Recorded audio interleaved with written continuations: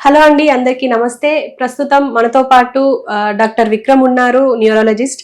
So ఈ మధ్య వచ్చే నరాలకు సంబంధించిందే కానీ మనం ఎక్కువగా మైగ్రేన్ గురించి బాధపడుతూ ఉంటాము, స్ట్రోక్ గురించి బాధపడుతూ ఉంటారు చాలా మంది. సో దీని అంతటిని మనకు వివరించడానికి, మనతో పాటు డిస్కస్ చేయడానికి మనతో పాటు ఉన్నారు. నమస్తే సార్. సార్ ఎలా ఉన్నారు? I'm fine. మీరు ఎలా ఉన్నారు? బాగున్నాను సార్. సార్ ఇప్పుడు జనరల్గా ఈ సీజన్ అంటే రైనీ సీజన్ వచ్చిందంటే ఏదో ఒక రకంగా సిక్ అవుతూనే ఉంటాము. సో మీ దగ్గరికి ఎలాంటి వాళ్ళు వస్తున్నారు? ఏ ట్రీట్మెంట్ కోసం ఎక్కువ వస్తున్నారు? అంటే కామన్ గా మేము ఓపీడీ ప్రాక్టీస్ లో చూసుకుంటే హెడ్ ఎక్స్ కామన్ గా ఉంటాయి. అవి కాకుండా back pain, neck pain, or కొన్నిసార్లు ఏంటంటే కళ్ళు తిరగడం, వర్టిగో అని. సో ఓపీడీలో ఈ కైండ్ ఆఫ్ పీపుల్ ఎక్కువ ఉంటారు. అదే అండ్ వీరికి ఏటికి సంబంధం లేకుండా, సీజన్ కి సంబంధం లేకుండా బ్రెయిన్ స్ట్రోక్స్ రావడం, అంటే పారాలిసిస్ లాగా చేయి కాలు పడిపోవడము, మాట తడబడము, ఇలాంటివి, ఆర్ ఫిట్స్. సో ఇవి major bulk of neurological cases అంటాం. ఇవి కాకుండా అంత ఫ్రీక్వెంట్ గా కాదు, కాకపోతే ఈ పార్కిన్సన్స్ అనే జబ్బులు కానివ్వండి, ఆల్జిమస్, డిమెన్షియా అనే జబ్బులు కానివ్వండి, spinal cord related problems, multiple sclerosis, neuropathies, so ఇవి కూడా ఫ్రీక్వెంట్ గానే చూస్తుంటాం. అయితే ఇప్పుడు మనం జనరల్ గా ఎక్కువగా పీపుల్ అంటే సఫర్ అయ్యేది మైగ్రేన్ తో, అంటే దాని వల్ల బాగా ఇబ్బందులు అవుతాయి. అసలు అది ఎందుకు వస్తుంది అంటారు? దాని లక్షణాలు ఎలా ఉంటాయి? అంటే మైగ్రేన్ అనేది ఒక రకమైన తలనొప్పి. ఇప్పుడు తలనొప్పిని మనం రెండు విధాలుగా డివైడ్ చేస్తాం. ఒకటి ప్రైమరీ హెడ్ ఎక్స్ అంటాము, ఇంకోటి secondary head X. Primary head X అంటే ఏంటంటే దీంట్లో ఓన్లీ హెడ్ ఎక్ ఒకటే ప్రిడామినెంట్ గా ఉంటుంది. సో వేరే కారణాల వల్ల హెడ్ ఎక్స్ రావు. దీంట్లో కామన్ గా చూసేది మైగ్రేన్ అని, టెన్షన్ టైప్ హెడ్ ఏక్ అని, క్లస్టర్ హెడ్ ఏక్ అని. దీంట్లో వీళ్ళల్లో ఏంటి అంటే ప్యూర్ గా హెడ్ ఏకే ఉంటుంది. సో ఇవి most of the times genetically inherited ఉంటాయి. అంటే పేరెంట్స్ కు ఉండాలని కాదు, మన జెనెటిక్స్ లో ఉన్న ప్రాబ్లమ్స్ దానివల్ల మన బ్రెయిన్ హైపర్ ఎగ్జైటబిలిటీ అవ్వడం వల్ల ర్యాండమ్ గా ట్రిగ్గర్స్, అంటే ఇప్పుడు క్లైమేట్ చేంజ్ అయినప్పుడు కానివ్వండి, ఫుడ్ తినకపోయినా, నిద్ర లేకపోయినా హైపర్ ఎగ్జైట్ అయ్యి బ్రెయిన్ దాని నుంచి హెడ్ ఏక్ వస్తుంది. సో అవి ఇవన్నీ ప్రైమరీ హెడ్ ఎక్స్ కింద ఉంటాయి. అవి సెకండరీ హెడ్ ఎక్స్ అంటాం. సెకండరీ హెడ్ ఎక్స్ అంటే ఏంటంటే బ్రెయిన్ లో ఏదైనా ప్రాబ్లం వల్ల హెడ్ ఏక్ రావడం, like brain infections, brain stroke, brain లో బ్లీడింగ్ అవ్వడము, బ్రెయిన్ ట్యూమర్స్ అవ్వడము, బ్రెయిన్ లో ప్రెషర్ పెరగడం. సో వీటిలో ఏమైపోతుందంటే బ్రెయిన్ లో వేరే ఒక రీజన్ వల్ల ఒక మేనిఫెస్టేషన్ లాగా హెడ్ ఏక్ ఉంటుంది. సో వీళ్ళల్లో ఎట్లా ఉంటుంది ట్రీట్మెంట్ అంటే హెడ్ ఏక్ ని ట్రీట్ చేయాలా, ప్లస్ కారణం ని ట్రీట్ చేయాలి. ఇప్పుడు బ్రెయిన్ ట్యూమర్ ఉంది, ట్యూమర్ ని తీయాలా, ప్లస్ హెడ్ ఏక్ కి మందులు పెట్టాలి. సో ఈ సెకండరీ హెడ్ ఏక్స్ ఏవైతే ఉన్నాయో ఇవి కొంచెం డేంజరస్ హెడ్ ఏక్స్. సో వీళ్ళని ఎట్లా ఐడెంటిఫై చేస్తామంటే లక్షణాలు దాన్ని బట్టి. అండ్ ఎట్లా డయాగ్నోస్ చేస్తాము అంటే స్కాన్స్. అదే మీరు నార్మల్ గా మైగ్రేన్ కానివ్వండి, టెన్షన్ టైప్ హెడ్ ఏక్ అని, క్లస్టర్ హెడ్ ఏక్స్ అని ఏవైతే ఉన్నాయో వేటికి ఎంఆర్ఐ అవసరం లేదు, అంటే స్కాన్ అవసరం లేదు. సో చెప్పే లక్షణాలు దాన్ని బట్టి అవి డయాగ్నోస్ చేస్తాం. వేరే సెకండరీ హెడ్ ఏక్స్ కి మాత్రం డెఫినెట్ గా బ్రెయిన్ స్కాన్ అనేది అవసరం పడుతుంది. అండ్ దాని తర్వాత ఫర్దర్ గా ప్రాబ్లం దాన్ని బట్టి ఇన్వెస్టిగేషన్స్ ఉంటాయి. అండ్ ఇప్పుడు నేను మైగ్రేన్ గురించి మాట్లాడాను కాబట్టి, మైగ్రేన్ కి అంటే ఖచ్చితంగా లైఫ్ లాంగ్ ఉంటుంది అంటారా? దానికి ఏమన్నా క్యూర్ అయ్యే అవకాశం ఉందంటారా? అంటే ఫస్ట్ లక్షణాలు ఎట్లా ఉంటాయి మైగ్రేన్ ది అంటే టిపికల్ క్యారెక్టరిస్టిక్స్. తలనొప్పి ఒకవైపు రావడం కానీ, రెండు వైపులా రావడము, తలనొప్పి అట్లీస్ట్ ఒక 4 గంటలు, అంటే మెడిసిన్ వేసుకోకపోతే సేమ్ హెడ్ ఏక్ 4 గంటల వరకు ఉండడం. హెడ్ ఏక్ ఉన్నప్పుడు వామిటింగ్ సెన్సేషన్ కానీ, వామిటింగ్స్ అవ్వడం కానీ, దెన్ లైట్ కి సౌండ్ కి ఇరిటేషన్ ఉండడము, అండ్ ఆ టైంలో ఏదైనా పని చేస్తుంటే చేయబుద్ధి అవ్వకపోవడం, కామ్ గా రిలాక్స్డ్ ఒక ఎన్విరాన్మెంట్ లో ఉండడం. సో ఇవన్నీ మైగ్రేన్ లక్షణాలు. అండ్ ఇంకోటి ఏంటంటే headache is like throbbing, ఎవరో కొడుతున్నట్టు, సుత్తో కొడుతున్నట్టు, ఈ లక్షణాలు మైగ్రేన్ ఉంటాయి. సో వీళ్ళల్లో కూడా ఏంటి అంటే రకాలు ఉంటాయి. ఎపిసోడిక్ మైగ్రేన్ అంటాం, క్రానిక్ మైగ్రేన్ అంటాం. అంటే ఇవన్నీ ఎందుకు అంటే నెంబర్ ఆఫ్ హెడ్ ఏక్స్, అంటే నెలకు ఎన్నిసార్లు తలనొప్పి వస్తుంది అనే బేసిస్ మీద ఎపిసోడిక్ అండ్ క్రానిక్ అంటాం. సో ఎపిసోడిక్ ఉందనుకోండి, ర్యాండమ్ గా ఒక 4 to 5 episodes of headache per month వస్తాయి. క్రానిక్ వాళ్ళకి ఎక్కువ ఉంటాయి. Over a period of 3 months more than 6 to 8 headaches per month. And వీళ్ళలో ట్రీట్మెంట్ అప్రోచ్ కూడా డిఫరెంట్ ఉంటుంది. సో ఈ మీరు ఇందాక అడిగింది హెడ్ ఏక్ ఒకసారి మైగ్రేన్ ఉంటే లైఫ్ లాంగ్ ఉంటుందా అంటే నో, అది క్లియర్ కట్ గా చెప్పడానికి రాదు. ఎందుకంటే ప్రెగ్నెన్సీ ఇస్ లిటిల్ సేఫ్. ప్రెగ్నెన్సీలో హెడ్ ఏక్స్ జనరల్ గానే తగ్గుతాయి. అండ్ ఏజ్ పెరుగుతున్న కొద్ది మైగ్రేన్ హెడ్ ఏక్స్ నార్మల్ గానే తగ్గుతాయి. బట్ ఆ మధ్యలో వాళ్ళు వాళ్ళకు ఉండే ట్రిగ్గర్స్ వల్ల, వాళ్ళకు ఉండే రిస్క్ ఫ్యాక్టర్స్ వల్ల దాన్ని బట్టి హెడేక్ నెంబర్ పెరగొచ్చు, తగ్గొచ్చు. అంటే జెంట్స్ కి మరి అంటే మెన్ కి ఉమెన్ కి ఇద్దరికి రావచ్చు.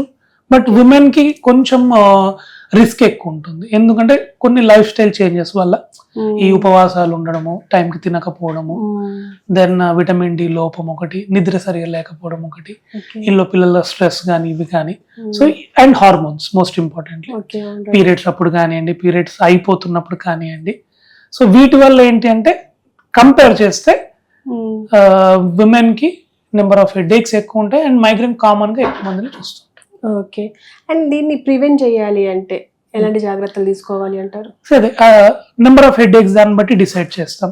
ఫర్ ఎగ్జాంపుల్ ర్యాండమ్ గా మంత్లీ ఒక 3-4 టైమ్స్ వస్తున్నాయి అనుకోండి, జస్ట్ హెడేక్ వచ్చినప్పుడు మెడిసిన్స్ చెప్తాం. అండ్ హెడేక్ ఎందుకు ట్రిగ్గర్ అవుతుంది అంటే మనం ఫుడ్ టైంకి తినకపోవడం వల్ల వస్తుందా, నిద్ర లేకపోవడం వల్ల వస్తుందా, హెడ్ బాత్ చేయడం వలన, పర్ఫ్యూమ్స్ వలన, క్లోజ్డ్ క్లైమేట్ లో ఎక్కువసేపు ఉండడము, ఆర్ ఎండకు వెళ్ళినప్పుడు. సో మనకు పడనివి ఏవి ట్రిగ్గర్ చేస్తున్నాయి, స్ట్రెస్, స్క్రీన్ టైం. సో అది ఐడెంటిఫై చేసుకోవాలి. అది ఎవరు ఇండివిజువల్ గా వాళ్ళే ఐడెంటిఫై చేసుకోవాలి. సో అవి కంట్రోల్ చేసుకోవాలి. At the same time medicines వాడాలి. ఈ ఫెటాలిటీస్ క్రానిక్ అంటే ఎక్కువ వస్తున్నాయి అనుకోండి, అంటే మంత్లీ ఒక 6 to 8 టైమ్స్ కంటే ఎక్కువ అవుతుంది అనుకోండి, వాళ్ళకు ప్రొఫైలాక్టిక్ మెడిసిన్స్ కింద డైలీ మెడిసిన్స్ పెడతాం. సో దాని వల్ల ఏంటి అంటే అక్యూట్ మెడికేషన్స్ అంటే హెడేక్ వచ్చినప్పుడు తీసుకునే మందుల నెంబర్ తగ్గించవచ్చు. ఓకే. సో దానికోసమని వాళ్ళకి ప్రొఫైలాక్టిక్ మెడిసిన్స్ పెడతాం. అండ్ ఇప్పుడు మెడిసిన్సే కాకుండా కొత్త డివైజెస్ వచ్చాయి. అంటే కొందరికి మెడిసిన్స్ ఇష్టం ఉండకపోవచ్చు, ఆర్ఎల్స్ మెడిసిన్స్ వల్ల సైడ్ ఎఫెక్ట్స్ ఉండొచ్చు. సో అట్లాంటి వాటికి కొన్ని డివైజెస్ వచ్చినాయి, వేర్ కాన్సెప్ట్ రిమోట్ ఎలక్ట్రికల్ న్యూరోమాడ్యులేషన్ అని చేతికి పెట్టుకొని ఫోన్ యూజ్ చేసి ఆ నర్వ్స్ ని స్టిమ్యులేట్ చేసి హెడేక్ ని తగ్గించుకోవడం. అవి కొన్ని డివైజెస్ ఉన్నాయి. ఇంకొన్ని బొటాక్స్ అంటాం. సో ఒకేసారి ఇంజెక్షన్ తీసుకుంటే కొందరికి 6 నెలల వరకు కూడా హెడేక్స్ రాకుండా చూసుకోవచ్చు. సో ఇవన్నీ recent developments in headache management. Okay. And ఒకవేళ మంత్లీ ఒక్కసారి వస్తే ఈ మైగ్రేన్ హెడేక్ అంటే వాళ్ళకి ఎలాంటి ట్రీట్మెంట్? వాళ్ళకి ఓన్లీ హెడేక్ వచ్చినప్పుడు మెడిసిన్ వేసుకోమంటాం. సో సేఫ్ గా ఇప్పుడు పారాసెటమాల్ ఉంటుంది, అది మంత్లీ ఒక 10 మెడిసిన్స్ వరకు వేసుకోవచ్చు. బియాండ్ దట్ వాడొద్దు. ట్రెమడాల్ అనే టాబ్లెట్ ఉంటుంది, నాప్రోక్సిన్ అనే టాబ్లెట్ ఉంటుంది, రిజాట్రిప్టన్ అనే టాబ్లెట్ ఉంటుంది. అంటే వీటన్నిటికీ అవ్వకుండా తీసుకోవచ్చు అంటారా? తీసుకోకూడదు. ఎందుకు అంటే కన్సల్ట్ లేకుండా హెడేక్ వచ్చినప్పుడల్లా వేసుకుంటూ పోయినారనుకోండి, వీటి మోతాదు మించి వాడినారు, ఎగ్జాంపుల్ పారాసెటమాల్ నెలకి 10 కంటే ఎక్కువ వాడుతున్నారు అనుకోండి, హెడేక్ వచ్చినప్పుడల్లా వేసుకోవడం వల్ల మెడికేషన్ ఓవర్ యూజ్ హెడేక్ అంటాం. అంటే మందులు వాడడం వల్ల తలనొప్పులు వస్తాయి. సో మెయిన్ ఇంటెన్షన్ ఎందుకు కన్సల్ట్ అవ్వాలి, ఫాలోఅప్ లో ఎందుకు ఉండాలి అంటే ఆ మెడికేషన్ ఓవర్ యూజ్ హెడేక్ అనే స్టేజ్ లోకి పేషెంట్ పోవద్దు. అది వెళ్తే అది చాలా డిఫికల్ట్ ట్రీట్ చేయడం. సో అందుకనే కన్సల్ట్ అవ్వాలి. అండ్ ఓవర్ ద కౌంటర్ ఎక్కువ మెడిసిన్స్ తీసుకోవద్దు. సేమ్ దాన్ని ప్రివెంట్ చేయడానికే నెంబర్ ఆఫ్ హెడేక్స్ ఎక్కువ ఉంటే ప్రొఫైలాక్టిక్ మెడిసిన్స్ కింద డైలీ మెడిసిన్స్ పెడతాం. ఇప్పుడు సయాటికా కూడా అంటారు, ఇప్పుడు మీరు దాన్ని ట్రీట్ చేస్తారా? సియాటికా అనేది సింపుల్, సియాటిక్ నర్వ్ ప్రెషర్ పడ్డప్పుడు వచ్చే లక్షణాన్ని సియాటికా. సో మన బాడీలో అది one of the longest nerve. So నడుము దగ్గర నుంచి పాదం వరకు ఉంటుంది. సో దానికి వేరే వేరే కారణాలు ఉంటాయి. సో డిస్క్ ప్రాబ్లం వల్ల సియాటిక్ నర్వ్ ఒత్తుకుంది అనుకోండి, ఆ నరం ఇట్లా పారుతుందో నొప్పి అట్లా వస్తుంది. అట్లా కాకుండా కొందరికి పైరిఫార్మిస్ సిండ్రోమ్ అంటాం, అంటే కూర్చోవడం వల్ల పైరిఫార్మిస్ అనే మజిల్ నరాన్ని స్టిమ్యులేట్ చేయడం వల్ల నొప్పి వస్తుంది. సో అది కూడా లక్షణాలన్నీ ఒకేలా ఉంటాయి. నడుము నుంచి పాదం వరకు ఒక సైడ్ లాగుతున్నట్టు అనిపించడము, స్పర్శ తగ్గడము, నొప్పి రావడము, స్లోగా మజిల్స్ వీక్ అవ్వడం, అంటే కాలు స్ట్రైట్ గా చేయలేకపోవడము, నడుస్తుంటే చెప్పులు జారిపోయినట్టు అనిపించడం, ఈ లక్షణాలు. బట్ కారణాలు వేరే ఉండొచ్చు. డిస్క్ ప్రాబ్లమా, నరం ఒత్తుకోవడమా, ట్యూమర్ ఏమన్నా ఉందా ఏంటి అనేది. అండ్ అన్ని సయాటిక్ ఒకేలాగా ఉండవు. సో ఇప్పుడు పైరిఫార్మిస్ సిండ్రోమ్ అనే ప్రాబ్లం ఉంది, వాళ్ళలో నొప్పి కూర్చున్నప్పుడు ఎక్కువ ఉంటుంది. అదే డిస్క్ ప్రాబ్లం అనుకోండి, నడుస్తున్నప్పుడు పని చేస్తున్నప్పుడు పెరుగుతుంది. సో ఆ లక్షణాలు దాన్ని బట్టి ఏ కైండ్ ఆఫ్ ప్రాబ్లం అనేది చూడాలి. సార్ ఇప్పుడు ఫిజియోథెరపీలో వాళ్ళకి ఎక్సర్సైజ్ చేయించి అదంతా సెట్ చేస్తారు అని చెప్పేసి అంటారు. మీరు ఎలా చేస్తారు అంటే మీ కింద కూడా ఒక ఫిజిషియన్ ఉంటారు అంటారా? ఫిజియోథెరపిస్ట్ ఉంటారు, ఫిజియోథెరపీ హెల్ప్ అవుతుంది. బట్ బేసికల్లీ ఫస్ట్ ప్రాబ్లం ఏంటి, డిస్క్ ప్రాబ్లమా లేకపోతే నర్వ్ ఎంట్రాప్మెంట్ ప్రాబ్లమా అది చూసుకోవాలి. అండ్ నొప్పి ఎప్పుడైనా ఎక్కువ ఉన్నప్పుడు ఫిజియోథెరపీ అడ్వైస్ చేయం. పైరిఫార్మిస్ సిండ్రోమ్ ఉంది, దానికి treatment stretch exercises. So physiotherapist definitely will help. But first reason identify చేయాలా, రీజన్ ఐడెంటిఫై చేసిన తర్వాత దెన్ ఏ కైండ్ ఆఫ్ ట్రీట్మెంట్ ఎవరికి అప్రోప్రియేట్ గా ట్రీట్మెంట్ ఇస్తారని దాని తర్వాత డిసైడ్ చేస్తారు. ఓకే. అండ్ సార్ ఇప్పుడు సడన్ గా ఇప్పుడు అంటే సరిగ్గా పడుకోకపోవడం వల్ల మెడలు పట్టేసుకుంటూ అంటారు, అంటే సడన్ గా నడుము పట్టేసింది అని అంటారు, జస్ట్ ఇలా లేచాను నడుము పట్టుకుంది అని అంటారు, అది ఎలా జరుగుతుంది అంటారు? సో అది మన బాడీలో స్పైన్ పైన ప్రెషర్ పడకుండా చూసుకోవడానికి చుట్టూ కండరాలు ఉంటాయి. సో ఎప్పుడైనా మనం సడన్ గా వంగి లేచినప్పుడు కానీ బరువులు ఎత్తినప్పుడు కానీ డిస్క్స్ ని వెర్టిబ్రల్ కాలమ్ ని ప్రొటెక్ట్ చేయడానికి మజిల్స్ ఉంటాయి. సో ఆ వాటిపైన ప్రెషర్ పడకుండా ఉండడానికి ఆ మజిల్స్ టైట్ అవి స్పాజమ్ లోకి పోతాయి. సో కామన్ గా నైట్ పడుకొని next day morning neck pain రావడము, సడన్ గా స్నానం చేసేటప్పుడు నడుము నొప్పి పట్టడము, ఆర్ఎల్స్ పడుకొని లేచినప్పుడు నడుము పట్టడము, కింద వంగి లేచినప్పుడు నడుము పట్టడం, ఇవి ఉంటాయి. సో అన్లెస్ అంటిల్ పెయిన్ నడుము నుంచి కాళ్ళకు రేడియేట్ అవ్వడము లేదా మెడ నుంచి చేతులకు రేడియేట్ అవ్వట్లేదు అంటే most likely that is the muscle spasm pain. So వాటికి just rest, muscle relaxant with physiotherapy will help.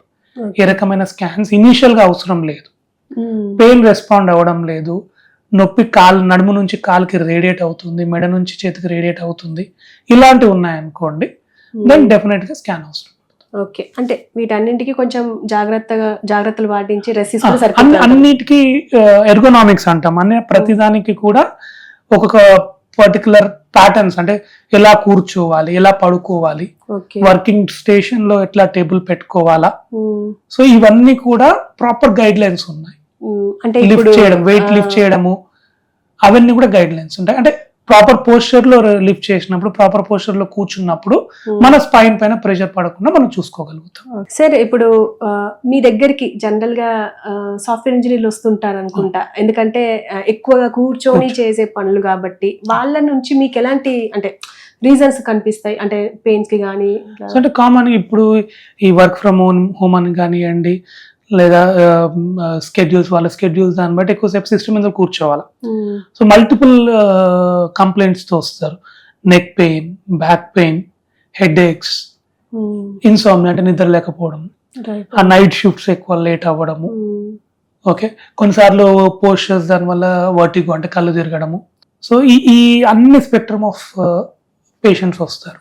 So వాళ్ళకి ఫస్ట్ మేము ఇచ్చే అడ్వైజ్ ఏంటి అంటే బ్యాలెన్స్ చేసుకున్నాం వర్క్ ని ప్లస్ మన లైఫ్ స్టైల్ ని, అండ్ ప్రాపర్ ఎర్గోనామిక్స్ పాటించడం, అంటే కూర్చున్నప్పుడు ఎట్లా కూర్చోవాలి, సిస్టమ్ ఏ రేంజ్ లో ఏ హైట్ లో ఉండాలా, స్క్రీన్ టైం ఎంత పెట్టుకోవాలి, ఎవ్రీ హాఫ్ అన్ అవర్ కూర్చున్న దానికి ఒక 5 minutes లేచి నడవడము, స్ట్రెచెస్ ఎక్సర్సైజ్ చేసుకోవడము. సో ఇట్లాంటి చిన్న చిన్న టిప్స్ తోటి ఏంటంటే అట్లీస్ట్ మన బాడీని మనం ఫిట్ పెట్టుకోగలుగుతాం. Okay sir, thank you very much.